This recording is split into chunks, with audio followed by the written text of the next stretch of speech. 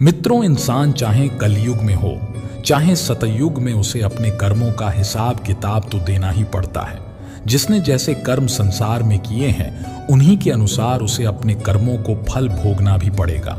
यही संसार का नियम है।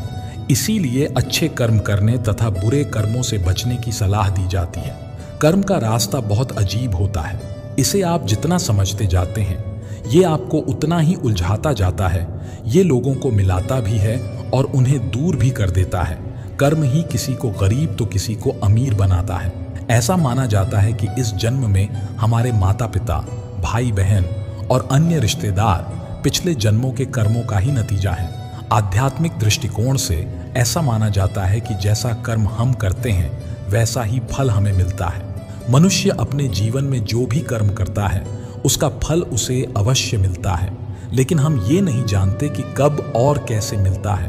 तो चलिए जानते हैं इस वीडियो में कि कर्मों का फल कब और कैसे मिलता है। इस बात को आप एक छोटी सी कहानी से समझ सकते हैं कि कर्मों का फल कब और कैसे मिलता है। नमस्कार साथियों, गहन विचार चैनल पर आपका दिल से स्वागत है। आशा करते हैं कि आप सब अच्छे होंगे।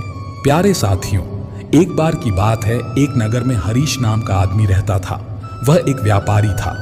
उसकी एक व्यापार की दुकान थी, लेकिन अपने व्यापार में नुकसान होने की वजह से वह पूरी तरह से बर्बाद हो गया। उसके पास अब कुछ नहीं बचा।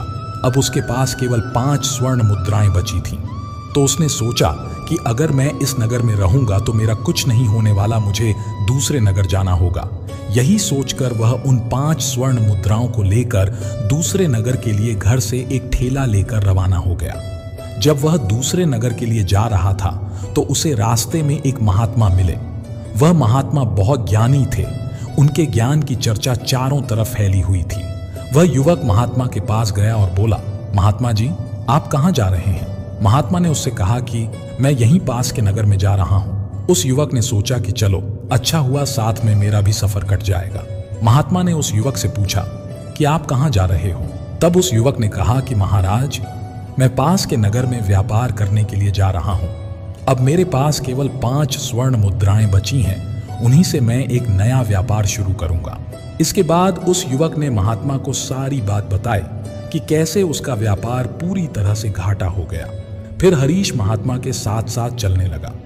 थोड़ी दूर चलने के बाद उसे खामोशी लगने लगी, क्योंकि महात्मा चुपचाप अपने मार्ग पर चले जा रहे थे। उस युवक ने कहा, महाराज, आप चुपचाप क्यों चल रहे हैं? इससे तो रास्ता बड़ा लंबा हो जाएगा। आप मुझे कोई ऐसी कहानी सुनाइए ना, जिससे यह सफर आराम से कट जाए और मेरे मन को शांति मिल जाए। उसके बाद वह महात्मा बोले, मैं आपको कहानी तो सुना दूंगा, लेकिन मेरी कहानी सुनने के पैसे लगते हैं। मैं एक कहानी सुनाने के बदले में एक स्वर्ण मुद्रा लेता हूँ। महात्मा की बात सुनकर उस युवक ने सोचा कि मेरे पास तो केवल 5 स्वर्ण मुद्राएं ही हैं, जिसमें से एक स्वर्ण मुद्रा देकर कहानी सुनना क्या बुद्धिमानी होगी। लेकिन यह बड़े ज्ञानी हैं, हो सकता है इनकी कहानी सुनकर मुझे धन कमाने का कोई उपाय मिल जाए। फिर कुछ सोच समझकर उसने एक स्वर्ण मुद्रा महात्मा जी को दे दी और बोला, लीजिए महाराज, लेकिन आपसे एक प्रार्थना है कि आप जो भी कहानी सुनाएं वह सच्ची हो। महात्मा बोले, ठीक है बेटा। महात्मा ने कहा, बेटा, परदेश में जो भी जैसा भी और जितने दिन के लिए भी तुम्हें काम मिले वह काम तुम तुरंत कर लेना। महात्मा की बात सुनकर हरीश बोला, मैं यह बात ध्यान में रखूंगा। अब कहानी सुनाइए। महात्मा बोले, कहानी तो खत्म हो गई। तब युवक ने कहा, यह कैसी कहानी थी महाराज? आपने जो बात कही है वह तो उपदेश था। तब महात्मा ने कहा, बेटा, यदि मेरे इस उपदेश को तुम याद रखोगे तो हमेशा फायदे में रहोगे। फिर महात्मा ने उस युवक से कहा कि चलो ठीक है, मैं तुम्हें दूसरी कहानी सुनाता हूं। निकालो एक और स्वर्ण मुद्रा। कुछ सोच समझकर हरीश ने एक और स्वर्ण मुद्रा महात्मा को दे दी और कहा, दूसरी कहानी सुनाइए महाराज। तब महात्मा कहने लगे कि बेटा, कभी किसी दूसरे के हक पर छल कपट और ईर्ष्या से अधिकार मत करना। दूसरे की वस्तु को मिट्टी के बराबर समझना और अपनी नीयत कभी उस पर खराब मत करना। यह सुनकर वह युवक बोला, फिर महाराज? तो महात्मा जी ने जवाब दिया, फिर क्या, बस हो गई कहानी खत्म। तब उस युवक ने कहा, महाराज, आपने तो इस बार भी बस उपदेश ही दिया। तब उस महात्मा ने उससे कहा, बेटा, मेरे उपदेश बड़े कीमती हैं। फिर कुछ सोच समझकर उस युवक ने उनसे कहा, महाराज, यह लो 3री स्वर्ण मुद्रा और मुझे अगला उपदेश सुनाओ। महात्मा बड़े प्रसन्न हुए और बोले, बेटा, जीवन में कभी भी भूल कर भी किसी का रहस्य किसी अन्य को मत बताना। फिर उस युवक ने उनसे कहा, महाराज, यह लो, मेरे पास 2 स्वर्ण मुद्रा और बची हैं, मुझे 2 उपदेश और दे दो। फिर महात्मा ने चौथा उपदेश दिया और कहा, बेटा, तुम चाहे कितने ही आवश्यक कार्य से कहीं पर जा रहे हो, लेकिन यदि रास्ते में कोई तुम्हें बुलाकर प्रेम से बैठने को कहता है तो उसकी बात ध्यान से जरूर सुनना, ठुकराना नहीं, चाहे तुम्हारा लाखों का ही नुकसान क्यों ना हो जाए। और 5वां उपदेश, किसी दुराचारी स्त्री का कभी जीवन में विश्वास मत करना, क्योंकि उसके दिल और दिमाग का कोई ठिकाना नहीं होता। इतनी बातचीत के बाद वह दोनों काफी दूर निकल आए। तब महात्मा ने कहा, अच्छा बेटा, अब तुम्हारा और मेरा रास्ता अलग हो गया। अब मैं अपने रास्ते जाता हूं और तुम अपने रास्ते जाओ, और मेरे बताए ये 5 उपदेश कभी भूलना मत। तब हरीश ने उनसे कहा, महाराज, मैं आपकी बातों को हमेशा याद रखूंगा। और इसके बाद वह महात्मा अपनी राह पर चले गए और हरीश अपनी राह पर चला गया। अब हरीश सोच रहा था कि महात्मा की कही गई बातें अवश्य ही उपयोगी सिद्ध होंगी, परंतु महाराज मुझे यह उपदेश बिना कोई पैसे लिए भी तो बता सकते थे। आखिर उन्होंने मुझसे पैसे क्यों लिए?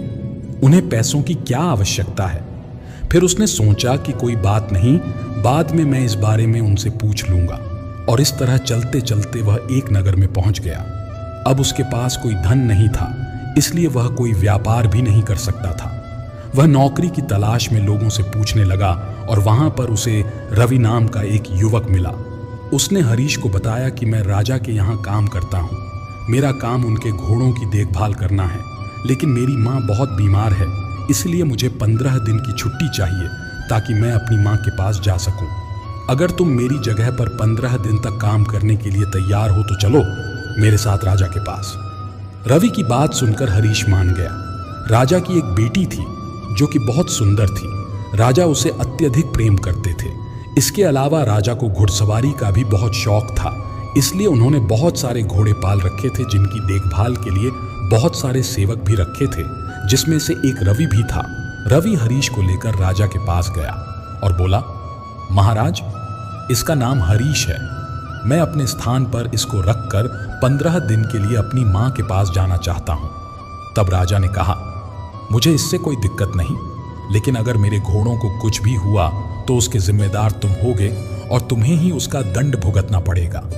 रवि ने कहा, ठीक है महाराज, आप चिंता ना करें, इसको मैं सब समझा दूंगा। फिर रवि हरीश को अस्तबल में ले गया और काम समझा दिया। उसके बाद हरीश घोड़ों की अच्छे से देखभाल करने लगा और रवि अपनी मां से मिलने के लिए गांव चला गया। राजा घोड़ों को खिलाने के लिए हर दिन प्रत्येक सेवक को 20 शेर चना देता था। हरीश ने 20 शेर चने लिए और अपने अस्तबल में आ गया। वह उन चनों को पानी में भिगो देता था, फिर उन चनों को कूटकर घोड़ों को खिलाता था। अपना काम पूरा करने के बाद हरीश ने सोचा, क्यों ना सेवकों के पास जाकर थोड़ी मस्ती की जाए। यह सोचकर वह उस बड़े से कमरे में पहुंचा जहां पर अन्य सेवक बैठे हुए थे और मौज मस्ती कर रहे थे। हरीश ने देखा कि वह सभी सेवक शराब पी रहे थे। हरीश ने उनसे कहा, तुम सबने अपना काम पूरा नहीं किया और नशा करने लग गए। तब उन अन्य सेवकों ने उससे कहा, अरे नहीं भाई, बिना काम पूरा किए भला किसमें इतनी हिम्मत है जो नशा पानी करे। भाई, हमने घोड़ों को खुराक डाल दी है। तब हरीश ने देखा कि अभी भी बहुत सारा चना कूटने के लिए पड़ा है। तब उन अन्य सेवकों ने हरीश से कहा, भाई, यह चना घोड़ों को खिलाने के लिए नहीं है। हमें रोजाना 20 शेर चना मिलता है, जिसमें से हम 10 शेर चना घोड़ों को खिला देते हैं और बाकी का 10 शेर चना बाजार में बेचकर अपने नशे पानी का इंतजाम कर लेते हैं। उनकी बातें सुनकर हरीश की आंखें आश्चर्य से फट गईं। वह बोला, यह तो महाराज के साथ धोखा है, बेईमानी है। तब अन्य सेवकों ने कहा, अरे भाई, पेट भरने के लिए यह तो करना ही पड़ता है। और हाँ, हमारी एक बात का ध्यान रखना, उनको यह बात पता नहीं चलनी चाहिए, वरना तुम्हें अपनी जान से भी हाथ धोना पड़ेगा। हरीश उनकी बातें सुनकर चुपचाप अपने कमरे में चला गया और अपनी चारपाई पर लेट गया। उसके मन में विभिन्न प्रकार के विचार आने लगे। वह सोचने लगा कि वह लोग ठीक कह रहे हैं, कल से मैं भी इसी तरह से बेईमानी से काम करूंगा और ढेर सारे रुपए बचा लूंगा और फिर उन बचे हुए रुपयों से अपना कोई व्यवसाय शुरू कर लूंगा। लेकिन तभी उन महात्मा के द्वारा कही गई दूसरी बात उसके कानों में गूंजने लगी, बेटा, किसी दूसरे के ऊपर छल कपट से अपना अधिकार मत करना, दूसरे की वस्तु को मिट्टी के बराबर ही समझना और उसके ऊपर अपनी नीयत कभी खराब मत करना। यह सोचकर वह बोला, नहीं नहीं, मैं ऐसा नहीं करूंगा। अगले दिन से हरीश अपना काम पूरी ईमानदारी से करने लगा। उसकी अच्छी देखभाल से उसके घोड़े 1 महीने के भीतर ही अस्तबल के सबसे सुंदर, तंदुरुस्त और ताकतवर घोड़े बन गए। एक दिन दरबार में राजा ने अपने मंत्री से कहा, मंत्री जी, बहुत दिन हो गए हैं मैंने अपने प्रिय घोड़ों को नहीं देखा। आप सेवकों को यह संदेश दो कि वह सब अपने घोड़ों को लेकर शाही मैदान में आ जाएं। मैं कल अपने घोड़ों को देखना चाहता हूं। अगले दिन सुबह हरीश सहित सभी सेवक अपने अपने घोड़ों को नहला धुलाकर शाही मैदान में पहुंच गए और महाराज सभी घोड़ों का निरीक्षण करने लगे। महाराज ने देखा कि उनके सभी घोड़े बिल्कुल अस्वस्थ दिख रहे हैं। यह देखकर महाराज को बड़ा ही क्रोध आ रहा था। उन्होंने मंत्री से कहा, मंत्री जी, हमारे सारे घोड़े तो बहुत सुंदर और ताकतवर थे, यह इतने अस्वस्थ है और बीमार कैसे हो गए?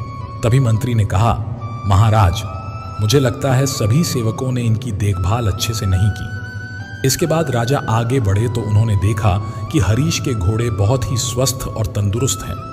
यह देखकर राजा की आंखों में चमक आ गई और देवदास से बोले, तुम कल राजमहल में आओ, मुझे तुमसे कुछ जरूरी बात करनी है। राजा का आदेश पाकर अगले दिन हरीश राजमहल पहुंचा। राजा ने उससे पूछा, सेवकों के घोड़े इतने अस्वस्थ क्यों हैं, जबकि सबको एक सा भोजन दिया जाता है, सबकी एक सी देखभाल होती है? तब कुछ सोच समझकर हरीश ने कहा, महाराज, मैं तभी जवाब दे सकता हूं जब बाकी सभी सेवक यहां पर मौजूद होंगे। इसके बाद राजा ने कहा, ठीक है, सभी सेवकों को यहां पर बुलाया जाए। राजा की आज्ञा पाकर सभी सेवक वहां पर आ पहुंचे। तब राजा ने कहा, अब बताओ। हरीश ने कहा, बात यह है महाराज कि यह सभी सेवक बड़े बेईमान और धोखेबाज हैं। आपकी आज्ञा यह थी कि सभी घोड़ों को 20 शेर चना खिलाना है, लेकिन यह लोग केवल 10 शेर चना ही घोड़ों को खिलाते थे और बाकी का 10 शेर चना बाजार में बेच देते थे। लेकिन मैंने ऐसा नहीं किया। मैंने 20 शेर चना रोजाना घोड़ों को खिलाया है, इसीलिए मेरे घोड़े सुंदर, तंदुरुस्त और ताकतवर हैं। हरीश की बात सुनकर महाराज को क्रोध आ गया। वह तब बाकी के सेवकों पर चिल्लाते हुए बोले, धोखेबाजों, क्या यह बात सच है? जवाब दो, वरना मैं तुम्हारी गर्दन अभी धड़ से अलग कर दूंगा। राजा का क्रोध देखकर सभी सेवक डर के मारे कांपने लगे और बोले, क्षमा करें महाराज, क्षमा करें, हमसे गलती हो गई। हम विश्वास दिलाते हैं कि अब कभी ऐसी गलती दोबारा नहीं होगी। तब हरीश कहता है, महाराज, मैं आपसे यही कहना चाहता हूं कि इस बार आप इन्हें क्षमा कर दीजिए। हरीश के कहने पर महाराज ने उनको माफ कर दिया और राजा ने हरीश से कहा, मैं आज से तुम्हें अस्तबल का मुख्य निरीक्षक घोषित करता हूं। आज से तुम्हारा काम इन सभी की हरकतों पर निगरानी रखने का होगा, जिसकी पगार में तुम्हें 500 स्वर्ण मुद्रा मिलेंगी और साथ ही भोजन और रहने का स्थान भी मिलेगा। यदि इनमें से अब की बार कोई मुट्ठी भर चना भी गायब करे तो इसकी सूचना मुझे देना। इसी के साथ राजा ने दास को एक अंगूठी भी दी और कहा, तुम इस अंगूठी को दिखाकर बिना किसी रोक टोक के मुझसे मिलने राज्य महल में आ सकते हो। इसके बाद हरीश के सभी सेवक महल से बाहर आ गए। तब हरीश सेवकों से कहता है, भाई, इस बार तो मैंने तुम्हें बचा लिया, लेकिन अगली बार तुमने कोई गड़बड़ी की तो तुम्हें कठोर दंड मिलेगा। तब यह सुनकर सभी सेवकों ने एक साथ कहा कि नहीं सरकार, अब कोई गड़बड़ी नहीं होगी। उस दिन के बाद से फिर किसी सेवक ने कोई भी बेईमानी नहीं की और सभी पूरी ईमानदारी से अपने काम में लग गए। इसका परिणाम यह हुआ कि जल्द ही सारे घोड़े तंदुरुस्त और स्वस्थ दिखाई देने लगे। यह देखकर राजा भी बड़े प्रसन्न हो गए। कुछ ही दिन बीतने के बाद रवि भी अपने गांव से वापस लौट आया। उसने जब घोड़ों को देखा तो वह हैरान रह गया, क्योंकि सब घोड़े बड़े ही सुंदर और ताकतवर नजर आ रहे थे। तभी बाकी सेवकों ने रवि को घेर लिया और सारी कहानी सुनाई कि किस तरह हरीश ने बेईमानी पकड़ ली और खुद मुख्य निरीक्षक बन गया। उनकी बात सुनकर रवि ने कहा, अब मैं वापस आ गया हूं, तुम लोग चिंता मत करो। इसके बाद रवि अपने कमरे में चला गया। उसने देखा कि कमरा बहुत साफ सुथरा था। इसके बाद वह एक तरफ अपने बिस्तर पर लेट गया। हरीश उसको देखकर बड़ा खुश हुआ और उससे बोला, रवि भाई तुम कब आए? रवि ने कहा, मैं अभी कुछ देर पहले ही आया हूं। इसके बाद दोनों आपस में बात करने लगे। तब हरीश ने सारी घटना रवि को बताई, जो रवि पहले से ही जान चुका था। इसके बाद दोनों ने भोजन किया और अपने अपने बिस्तर पर लेट गए। विजय को नींद नहीं आ रही थी, बिजली कड़क रही थी, और इधर राजमहल में राजकुमारी को नींद नहीं आ रही थी। वह अपने कमरे में इधर उधर घूम रही थी। फिर राजकुमारी ने अपने कमरे के एक तख्ते को हटाया जिसके नीचे एक गुप्त रास्ता था। वह तुरंत उस गुप्त रास्ते की सीढ़ियों से नीचे उतरने लगी। उधर तेज बिजली कड़कने की आवाज सुनकर हरीश की नींद खुल गई। वह कमरे के बाहर खुली हवा में घूमने निकल गया और कमरे में अकेला रवि रह गया। रवि के कमरे में एक लकड़ी का तख्ता एक तरफ हटा, उसमें से राजकुमारी निकलकर रवि के कमरे में आ गई। असल में यह उसी गुप्त रास्ते का दूसरा हिस्सा था जो राजकुमारी के कमरे से लेकर रवि के कमरे में खुलता था। उस गुप्त रास्ते से राजकुमारी निकली और उसने देखा तो रवि कमरे में अकेला सो रहा था और वह रवि को उठाने लगी। रवि घबराकर उठ गया और बोला, राजकुमारी तुम इस समय यहाँ क्यों आई हो? जल्दी वापस लौट जाओ, यहाँ पर हरीश है। रवि ने देखा कि हरीश कमरे में नहीं है। राजकुमारी बोली, कौन हरीश? रवि ने राजकुमारी को हरीश के बारे में सब बता दिया। असल बात यह थी कि रवि और राजकुमारी का प्रेम प्रसंग चल रहा था जिसके बारे में किसी को कुछ पता नहीं था। राजकुमारी ने रवि से कहा, तुम चिंता मत करो रवि, मेरे रहते हुए तुम्हें कोई नीचा नहीं दिखा सकता है। तुम कल सुबह देखना कि मैं उसे कैसे मजा चखाती हूं। इधर जब हरीश कमरे में वापस लौटा तो कमरे के भीतर से आवाजें आ रही थीं। आवाजों को सुनकर वह हैरान रह गया और अपने कमरे के बाहर खड़ा होकर सोचने लगा कि इतनी रात में रवि किस स्त्री से बातें कर रहा है। दरवाजा बंद था, इसलिए हरीश ने भीतर की तरफ झांका और राजकुमारी को देखकर वह हैरान रह गया और सोचने लगा, हे भगवान, यह मैं क्या देख रहा हूं?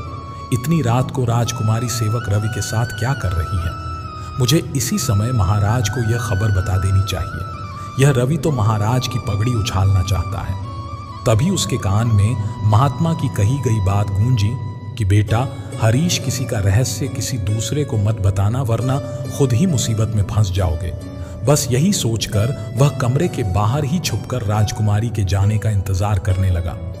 रवि ने राजकुमारी से कहा, वो हरीश किसी भी समय आ सकता है, तुम वापस महल लौट जाओ। इसके बाद राजकुमारी ने कहा, ठीक है, और वह उसी गुप्त रास्ते से अपने कमरे में लौट गई। इसके बाद रवि चुपचाप अपने बिस्तर पर लेट गया। हरीश ने काफी देर इंतजार करने के बाद देखा कि राजकुमारी कमरे से बाहर नहीं निकली और कमरे से कोई आवाज भी नहीं आ रही। तो उसने खिड़की के भीतर से देखा तो राजकुमारी भीतर नहीं थी। कुछ सोच समझकर उसने दरवाजा खोला और मन में बोला, आश्चर्य है, दरवाजा भी खुला है, यह सब क्या चक्कर है? फिर वह चुपचाप अपनी चारपाई पर लेट गया और सोचने लगा, इस कमरे में कोई गुप्त मार्ग है जहां से राजकुमारी आई और चली गई। फिर उसने कहा, कल सुबह मैं इसका पता लगाऊंगा। दूसरी तरफ राजकुमारी अपने कमरे में पहुंच गई और अगली सुबह राजकुमारी जोर जोर से चिल्लाने लगी, बचाओ बचाओ, मुझे बचाओ। राजकुमारी की चीख सुनकर राजा दौड़े दौड़े आए और बोले, क्या हुआ बेटी? तो राजकुमारी ने झूठे आंसू बहाते हुए कहा, पिताजी, आपके अस्तबल का मुख्य निरीक्षक अभी अभी मेरे कमरे में आया था। वह मेरी इज्जत लूटना चाहता था, लेकिन जब मैं चीखने लगी तो वह खिड़की कूदकर भाग गया। राजकुमारी की बात सुनकर राजा बहुत क्रोधित हो गया और बोला, उसकी इतनी हिम्मत, आखिर वह भीतर घुसा तो गुस्सा कैसे? उसे कठोर दंड दिया जाएगा। फिर राजकुमारी ने कहा, पिताजी, उसे कठोर दंड से काम नहीं चलेगा, मुझे उसका सिर चाहिए, वरना मैं भोजन नहीं करूंगी। राजा ने कहा, बेटी, तुम्हारी इच्छा अवश्य पूरी होगी। इसके बाद महाराज वहां से चले गए। राजकुमारी ने सोचा, मेरी इच्छा तो बड़ी जल्दी पूरी हो गई, अब मेरे और रवि के बीच का कांटा समाप्त हो जाएगा। इसके बाद राजकुमारी आराम से अपने कमरे में लेट गई। उधर राजा को नींद नहीं आ रही थी। वह विचार कर रहा था कि मैं कल सुबह हरीश को दंड दूंगा, लेकिन फिर उसने सोचा कि जब और लोग मुझसे पूछेंगे कि मैं हरीश को दंड क्यों दे रहा हूं, तब मैं क्या जवाब दूंगा? अगर मैं सच कहूंगा तो मेरी बदनामी होगी। लोग मेरे सामने तो कुछ नहीं बोलेंगे, लेकिन मेरे पीठ पीछे मेरा मजाक बनाएंगे कि एक मामूली से आदमी ने राजा की बेटी की इज्जत के साथ खेलने की कोशिश की। यही सोचकर राजा खामोश हो गया। तब उसके मन में एक योजना आई कि मैं गुप्त तरीके से हरीश को मरवा देता हूं, किसी को पता भी नहीं चलेगा और मेरा काम भी हो जाएगा। इसके बाद सुबह होने पर राजा नसीम कसाई के पास गया और उससे बोला, नसीम, तुम्हें मेरा एक काम करना है। नसीम ने कहा, आज्ञा करो महाराज। तब राजा ने कहा, तुम्हें एक व्यक्ति का सिर काटना है।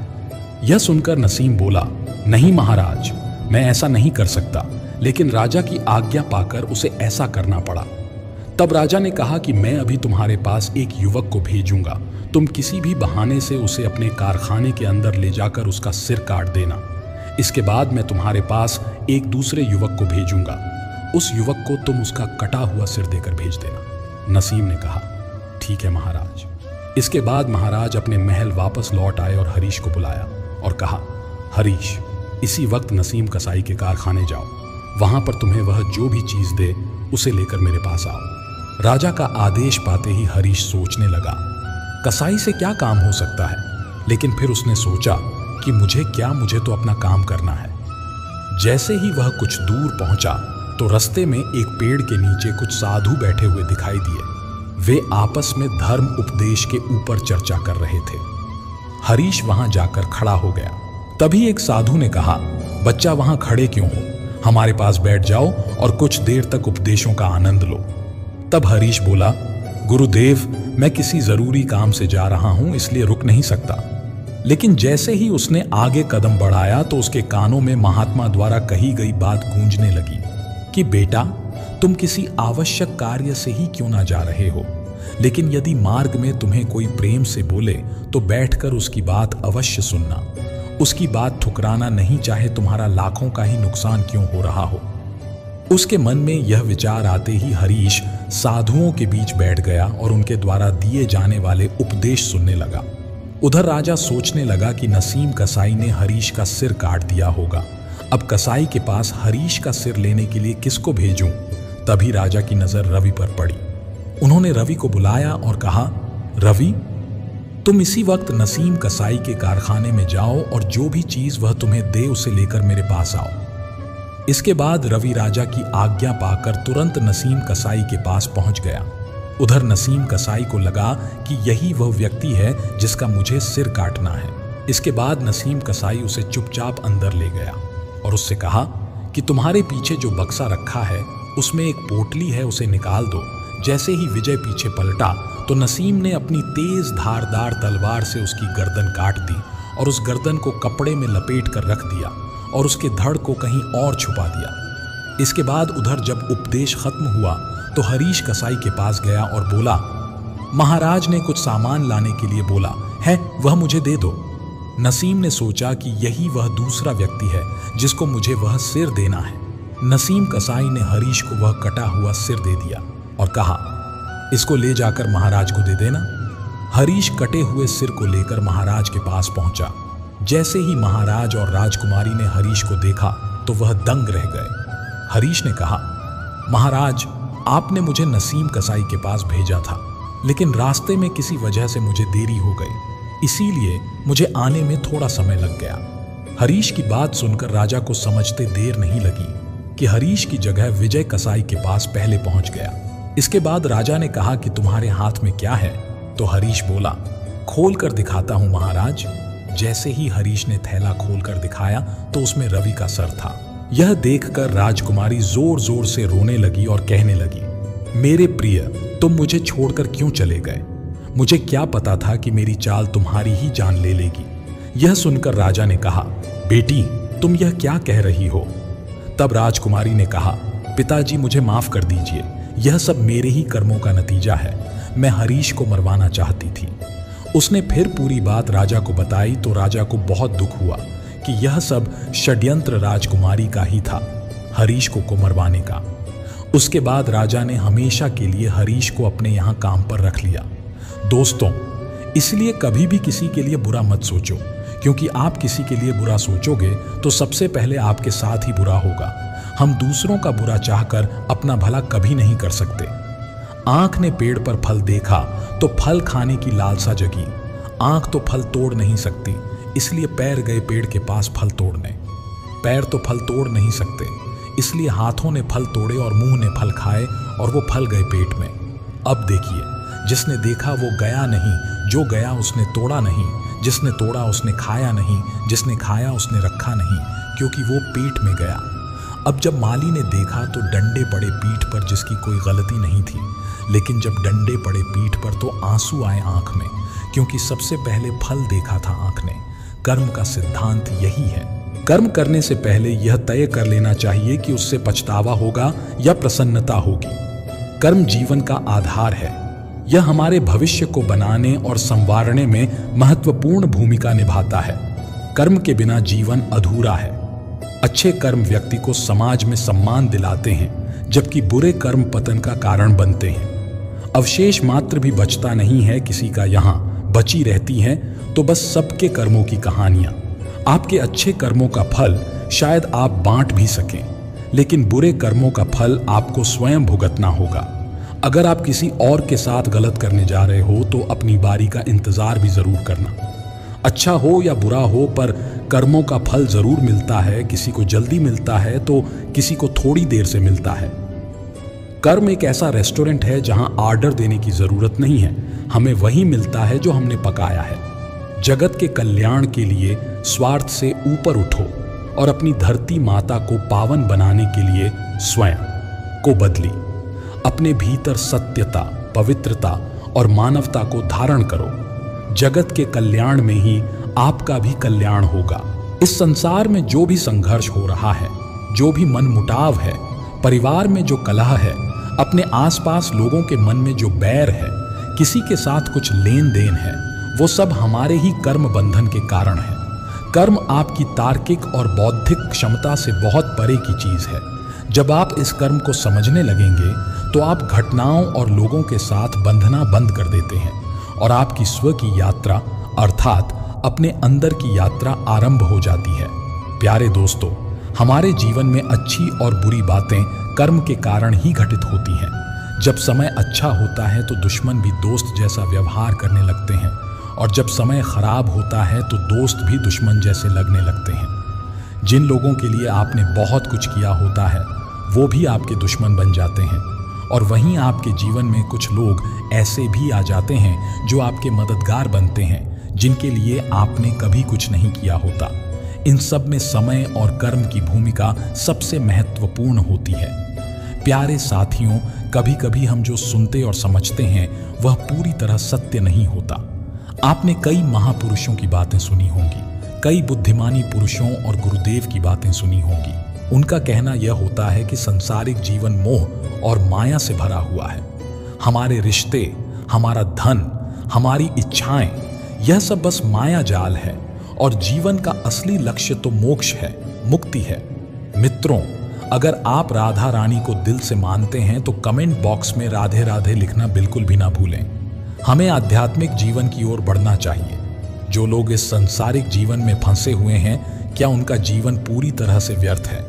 किसी को अपने माता पिता के लिए धन कमाना है तो कोई अपने परिवार को सुखी देखना चाहता है, कोई अपने बच्चों की चिंता में दुखी है तो कोई अपने लिए कुछ करना चाहता है, नाम कमाना चाहता है, कोई अपने प्रेमी को पाना चाहता है, कोई बड़ा आदमी बनना चाहता है तो कोई राज करना चाहता है, कोई साधारण जीवन जीना चाहता है। इसी प्रकार हम सभी के तरह तरह के सपने हैं, तरह तरह के विचार हैं। हम सभी को अपने जीवन में कुछ ना कुछ तो चाहिए ही, जिसके लिए हम जीवन भर कर्म करते रहते हैं। दोस्तों, अगर वीडियो अच्छी लगी हो तो हमारी वीडियो को लाइक और चैनल को सब्सक्राइब जरूर करें। मित्रों, आज की वीडियो में बस इतना ही, फिर मिलेंगे एक नई वीडियो में। तब तक के लिए जय श्री कृष्णा।